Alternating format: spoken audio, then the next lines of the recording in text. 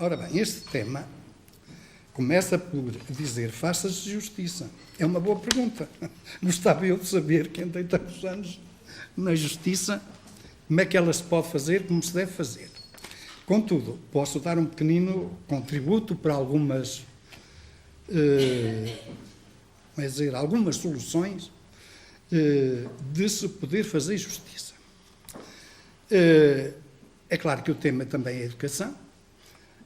Nisto não estou tão à vontade, embora, pronto, todos nós estejamos ligados à educação, de uma maneira geral. A minha mulher é professora aposentada de Românicas, os meus filhos, um é advogado, portanto, também e outro é professor da Faculdade de Direito de Coimbra, agora em exercício na União Europeia, num centro de estudos qualquer, não sei bem, nem sei bem.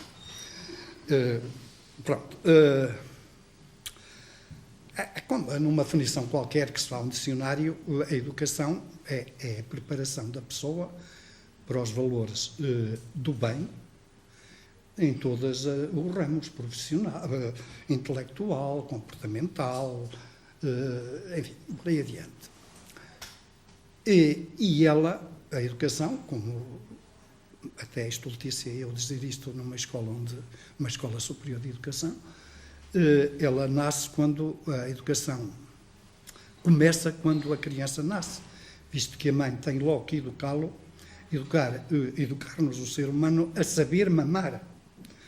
Já nos animais não é tanto, nos animais mamíferos, porque eles, pelo cheiro, procuram a teta, passa a expressão da mãe. E daí por diante há todo um conjunto de aprendizagem, a que poderemos já chamar os apetrechos da educação, e que, nos tempos idos do nosso país, o Ministério da Educação até se chamava, ou se chamou Ministério da Instrução.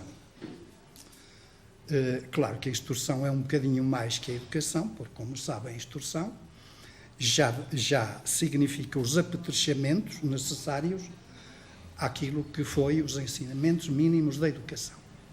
Mas como o tema central é a ligação da educação com a justiça, evidentemente que não pode haver justiça, como o Sr. Dr. Rui Marques disse, boa sem haver educação capaz. Nós temos experiências, no meu ponto de vista, muito más da educação e também muito más ou menos boas da justiça. Aqui ponho a minha perspectiva pessoal e, portanto, perdoar-me-ão se não corresponde ao sentir e pulsar de cada um. Mas no meu tempo havia, portanto, a escola primária, num país cristão, quase todos frequentavam a igreja e as igrejas dos vários sítios, tinham um catequista, um padre, e havia logo esses dois patamares de ensino bons, ou pelo menos não maus, que era a escola, que era a catequese, que podia não ensinar bem, mas não ensinava mal, não ensinava para o mal. Ensinava para o bem, ainda com algumas deficiências ontem, como eventualmente hoje.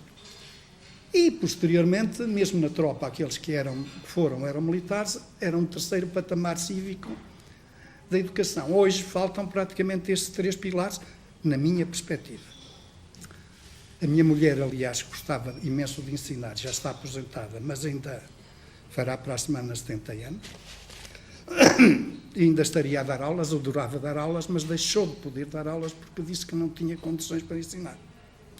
E, apesar disso, dizia-se que estava numa das melhores escolas do Porto, na Escola Francisco Torrinha, que foi o antigo colégio qualquer coisa. Brutero. Não é Brutero? Brutero, não sei.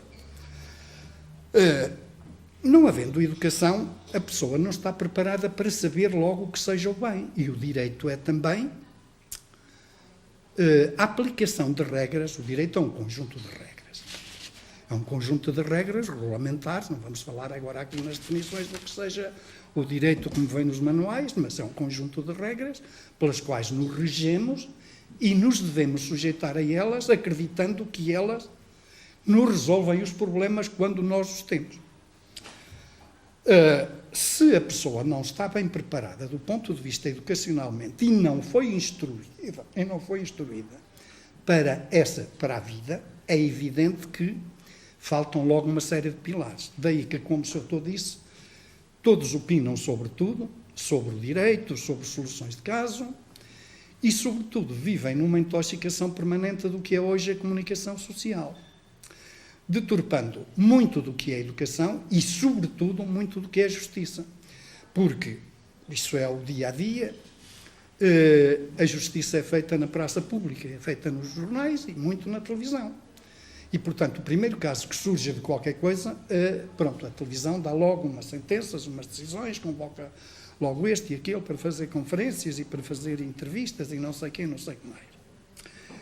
A justiça é um tema terrivelmente recorrente porque, na minha experiência de jurista, nem só de juiz, em qualquer lado onde entre, mesmo no elevador, se souberem que nós somos juristas, fazem-nos logo uma pergunta de direito.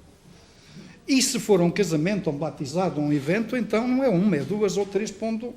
Eu dou-vos este exemplo. Eu fui há dias a um centro de saúde pedir lá uma dessas requisições para algumas maleitas que eu tenho, para resolver umas maleitas, e a menina lá dentro disse: "Ó, Sr. e o que é que o senhor pensa do caso da Rosalina?"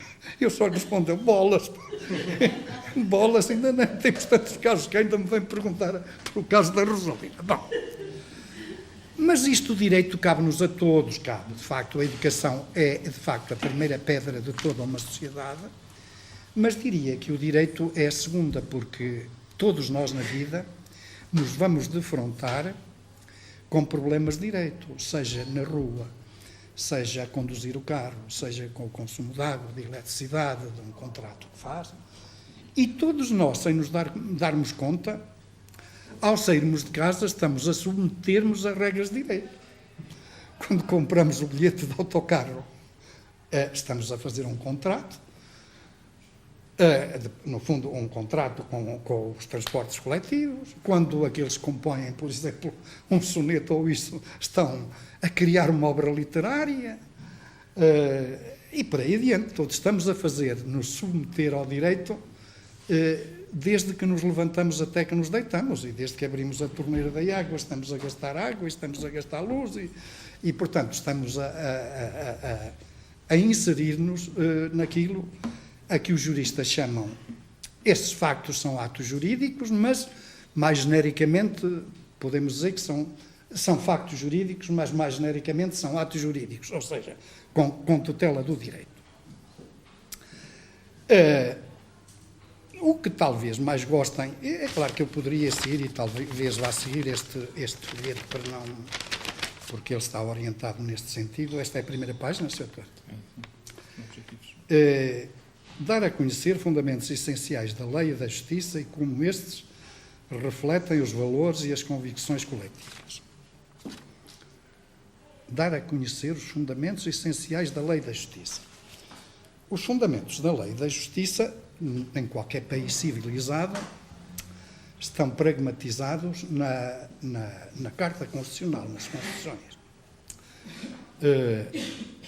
Alguns têm constituições enormes que mais parecem regulamentos de séculos passados, que é o caso da nossa, que, salvo erro, tem 300 e tal artigos, muitos dos quais estão lá, nem sabem para quê, e outros têm 20 ou 30 artigos e chegam e sobram, no meu entender.